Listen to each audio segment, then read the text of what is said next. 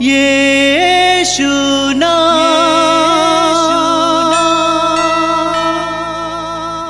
यीशु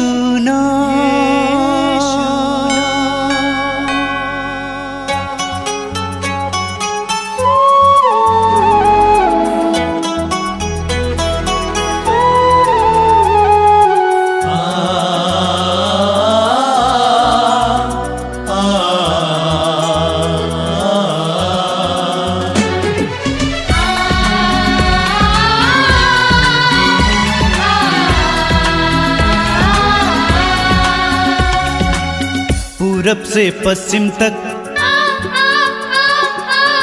उत्तर से दक्षिण तक,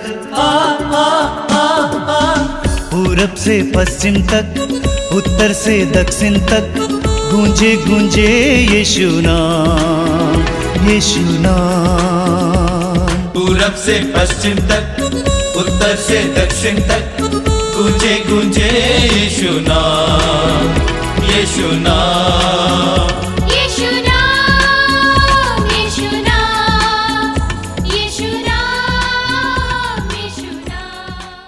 सबको जयसु मातृधाम सत्संग में और एक बार आप सबों का हार्दिक स्वागत करता हूं।